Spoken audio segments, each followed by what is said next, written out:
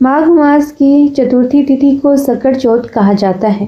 इस तिथि को तिल चतुर्थी, संकष्टी चतुर्थी और माघी चतुर्थी भी कहा जाता है। इस दिन भगवान गणेश, चंद्रदेव और माता सकट की उपासना करने का विधान बताया गया है। जो कोई भी इस दिन श्री गणपति की उपासना करता है उसके जीवन के संकट टल जाते हैं, साथ ही संतान की प्राप्ति होती है और संतान सभी संबंधी समस्याएं भी दूर होती हैं।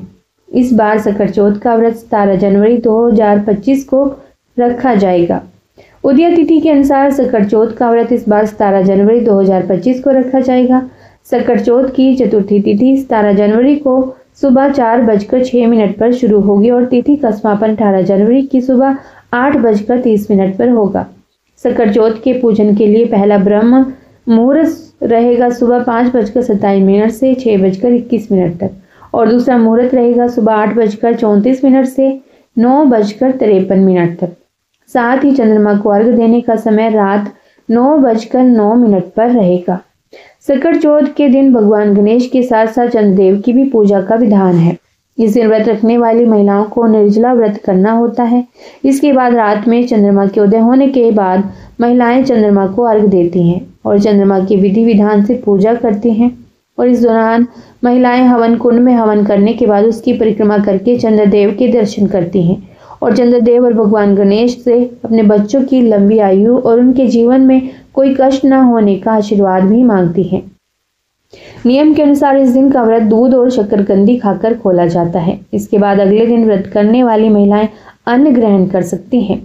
इस दिन की पूजा में गणेश मंत्र का जाप करना बहुत ही फलदायी बताया गया है।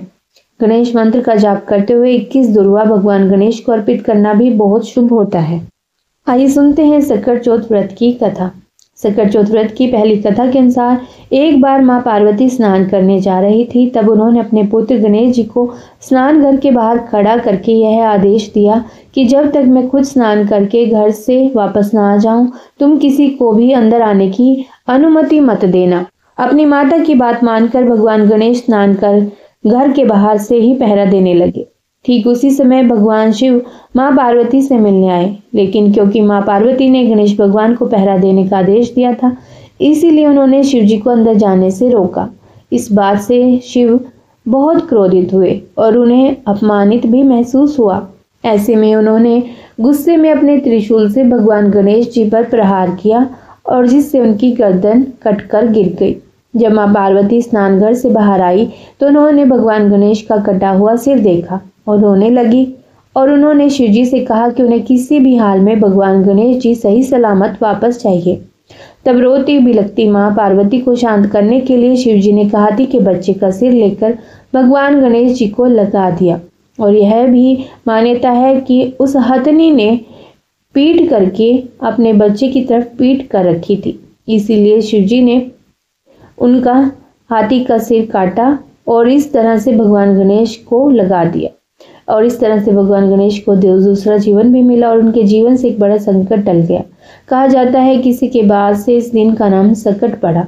तभी से माताएं अपने बच्चों की सलामती और लंबी उम्र की कामना के लिए माघ माह के कृष्ण पक्ष की चतुर्थी को गणेश चतुर्थी का व्रत करने लगी।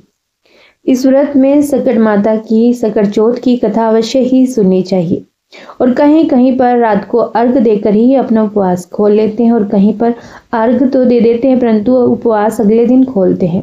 व्रत खोलने के बाद भी कहते हैं अन्न का सेवन ना करें। इस दिन रात में फलाहार का ही सेवन किया जाता है।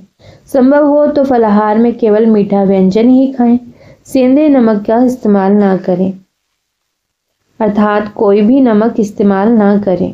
और व्रत करने वालों के लिए यदि संभव हो तो 10 महादान, जिनमें अन्नदान, नमक का दान, गुड़ का दान, स्वर्ण दान, तिल का दान, वस्त्र का दान, गोघृत का दान, रत्नों का दान और चांदी का दान और 10वां शक्कर का दान करें।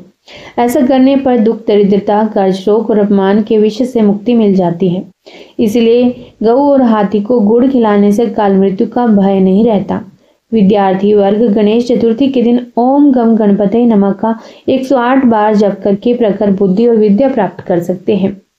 चंद्रमा मन और बुद्धि के स्वामी हैं। माघ मास के कृष्ण चतुर्थी व्रत करने से मानसिक शांति, कार्य सफलता, प्रतिष्ठा में बुद्धि और घर की नकारात्मकता भी दूर होती है। इस दिन किया गया व्रत और पूजा पाठ वर्ष पर्यंत सुख शांति और पारिवारिक विकास में भी सहायक होता है।